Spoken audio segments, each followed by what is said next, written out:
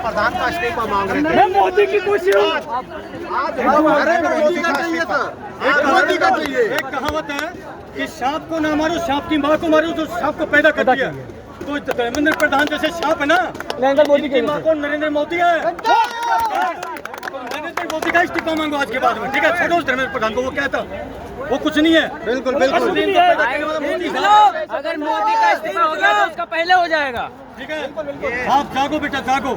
ये बताओ प्रशासन भी हटेगा, प्रशासन की भी आत्मा जागेगी, जागेगी। कितने बच्चे परेशान हो रहे हैं। जागेगी, चिंता मत करो, सारी चीज होगी। क्रांति वीरों, आज मैं ये बात कहना चाह रहा हूँ, नरेंद्र मोदी बार बार कहता था महीने में पूरा मेरे मन की बात सुनो।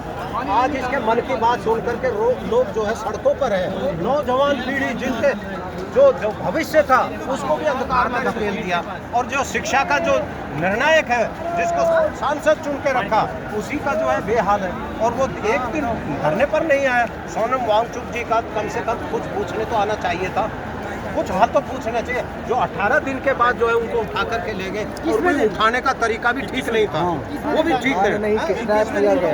लेकिन धरने पर आपको मैंने मोबाइल में देखा 18 दिन उठाने का तरीका देखिए आप। उठाने का तरीका भी गलत है।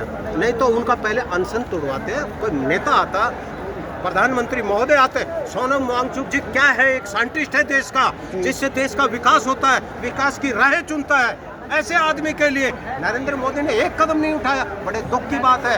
आज इसरो से ओडिशा में लेके लिए 120 देश छोड़ के जा रहे हैं। 120 वैज्ञानिक जो है इसरो को छोड़कर जा रहे हैं। बड़े दुर्भाग्य की बात है। इससे बड़ा दुर्भाग्य, जिसको भारत को सोने की चिड़िया बनाने जा रहा था, विश्व गुरु बनाने जा रहा था, वो क्या विश्व गुरु बनाएगा जो देश के साइंटिस्टों को इस्तीफा मांग रहा है? वो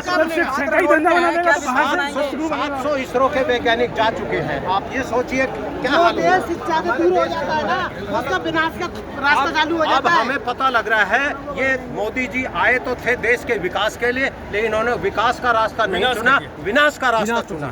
बिल्कुल विनाश का रास्ता चुना। जब हमारे वैज्ञानिकों को नहीं देख सकता तो अब और ये किसको देखेगा? अब तो शिक्षक है, युवा है, युवा देश की रीढ़ होती है, युवा से ही देश चलता है, और युवाओं का भविष्य खराब कर रहा है। नीट के पेपर लीक कर देता, इसका मतलब देश के नौजवानों का भविष्य खराब करना है। इसलिए इनका इस्तीफा चाहिए, नरेंद्र मोदी जी का इस्तीफा चाहिए। हमें धर्मेंद्र प्रधान से अभी कोई मतलब नहीं है। इतनी जनता रोडों पर है तो हमें इनका इस्तीफा चाहिए। जय हिंद, जय हिंद, जय हिंद, जय भारत। पुलिस वाले काफी लाठियां बरसाए हैं, स्टूडेंट लग गए। देखिए बैरिकेड तोड़ने में उसके आगे तीसरा भी बैरिकेड लगा है। ये भी दुर्भाग्य की बात है। जो पुलिस वाले हैं, इन पुलिस वाले भाइयों से मैं एक निवेदन करना चाहता हूँ। 1861 से पहले ना कोई IAS था ना IPS था, और 1861 के बाद ही तो ये पुलिस का गठन हुआ है। क्या ये पुलिस वाले, ये बताइए कि कोई नेता का बेटा कोई पुलिस में होता है? कभी नहीं मिलेगा। आप ये बताइए, इन पुलिस वाले ये हमारे तो बेटे हैं, लेकिन आपको ये याद होना चाहिए, जनरल डायर जब यहाँ था 13 अप्रैल 1919 की बात याद मुझे आ रही है। जनरल डायर ने ऑर्डर दिया, और हमारे ही जो ये पुलिस वाले, ये जो फोर्स बनी हुई है, इन्होंने हमारे ही लोगों पर गोली चलाई थी। आज भी उन्हीं अंग्रेजों का कानून हमारे ऊपर थोप रखा है, और उसी का अनुसरण करके ये पुलिस वाले जो भाई है, ये हमारे ऊपर लाठियां और डंडे बरसा रहे हैं। इनको जो है धिक्कार है, इनकी माओं को। बल्कि मैं तो ये कहना चाह रहा हूँ, आज से भाई इनसे कोई रिश्ता ही मत रखो। इनका बेटी रोटी का भी रिश्ता तोड़ दो। इन पुलिस वालों से तो कोई संबंध ही नहीं रखना चाहिए, क्योंकि इन्होंने जो देश के अंदर इतना भ्रष्टाचार और अत्याचार फैला रखा है, सब इनकी बदौलत है। बिल्कुल, बिल्कुल। मैं इससे ज्यादा कुछ हमारे देश की आर्मी से कोई भी आगे नहीं आ रहा। आप लोग देश की आर्मी देखिए, बहुत सारे फौजी आएंगे, लेकिन जब तक हमारी आर्मी आगे नहीं आएगी तब तक हमारा देश सैनिक सुनो, हम ही तो आर्मी है। ये बच्चा क्या कह रहा है? हम आर्मी है, हमारे ऊपर लठ बरसा रहे हैं वो लोग। हम आगे हुए, हमारे को मारा गया।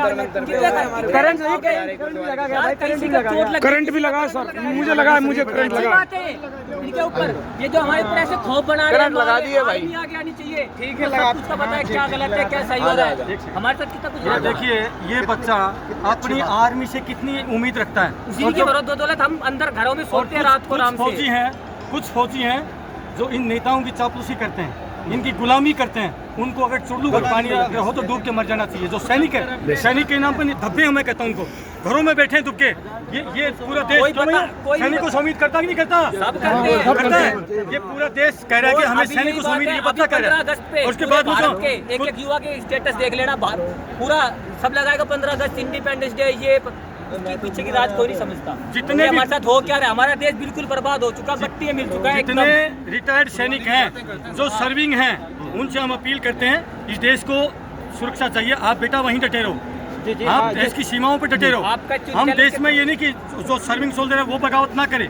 हम सैनिक रिटायर्ड हैं, और जो सैनिक देश में 28 लाख रिटायर्ड हैं, 28 लाख सैनिक अगर इन बच्चों के साथ खड़े हों तो किसकी औकात है जो हमें यहाँ से दिखा दे? क्या सही कह रहा हूँ, गलत कह रहा हूँ? बिल्कुल। लोगों को जागरूक होना पड़ेगा। जो ये लड़ाई चल रही है, किसी की पर्सनल लड़ाई नहीं है, और ये देश के लिए लड़ाई चल रही है। हम यहाँ खड़े अपने लिए नहीं खड़े, आप सबके लिए खड़े। महंगाई, बेरोजगारी, सब कुछ, रोड, शिक्षा, सब कुछ वेस्ट हो चुका है, सब कुछ डिस्ट्रॉय कर दिया मोदी ने। आज के आंदोलन को देख के क्या लग रहा है, भाजपा सरकार कोई फर्क पड़ेगा? जिस हिसाब से लाठीचार्ज हो, इस हिसाब से कोई फर्क नहीं पड़ेगा, उनको तो कोई फर्क ही नहीं पड़ रहा है। उसको लगा दिया है, आप उसको रोको। सुनिए, हो गई है सरकार। आंदोलन से कुछ फर्क पड़ने वाला नहीं। इनको सही दिशा में काम करना पड़ेगा। क्या मैं बोल रहा हूँ, गलत बोल रहा हूँ? पूरे देश की निगाहें टिकी इस आंदोलन पे कि यहाँ से कुछ निकलना चाहिए। समुद्र मंथन है, समुद्र मंथन से अमृत निकलना चाहिए कि नहीं निकलना चाहिए? निकलना चाहिए।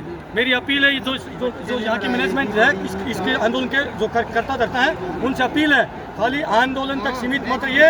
देश को नई दिशा देने के लिए कुछ नया विचार निकालिए यहाँ से। क्यों भाई, सही बोल रहा हूँ? निकालना पड़ेगा, नहीं तो ये आंदोलन किया, ये एनर्जी, ये डायमंड है, डायमंड।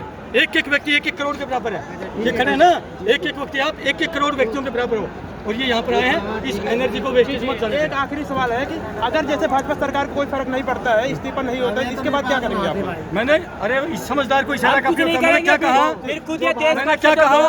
एक नया पॉलिटिकल मूवमेंट खड़ा होना चाहिए। मैं खुल के क्या बोलूं? नया पॉलिटिकल मूवमेंट खड़ा होना चाहिए, और ये नहीं जो पहले तक कहता है उनके जैसे नहीं। अगर इस मूवमेंट से भी कोई गद्दार निकला तो देश कभी माफ नहीं करेगा, कभी विश्वास नहीं करेगा। ठीक है, बिल्कुल बिल्कुल। अगर इस मूवमेंट से कोई गद्दार नहीं निकलना चाहिए। अगर भाजपा अब नहीं हटी ना, इस देश का दुर्भाग्य रहेगा। जो पट्टी बांधे बैठे हुए हैं ना अपने घरों पे, गाँवों के अंदर, कि ये तो कांग्रेस की पार्टी से वो कर रहे हैं, फलाना कर रहे हैं। यहाँ पे बहुत से ऐसे लोग हैं जो नीट से अलग है, जिनको नीट के पेपर से कोई लेना देना ही नहीं है, बस खड़े हैं अपने देश की लड़ाई के लिए। और देश है तो पेट है, ये बात याद रखो। अभी सब बोलते हैं पेट के लिए कमाते हैं, जब पेट किससे कमाओगे जब देश में नहीं रहोगे। अपनी मट्टी के प्रति गद्दार मत बनो। आओ, उठो, जागो, देखो अपने देश में क्या हो रहा है। ये सब कुछ बर्बाद हो चुका है, सब कुछ बेच दिया है मोदी ने, सब कुछ। हमारी खेती भी हमारे पास नहीं है, मैं बताना चाहूँगा। हमारा देश में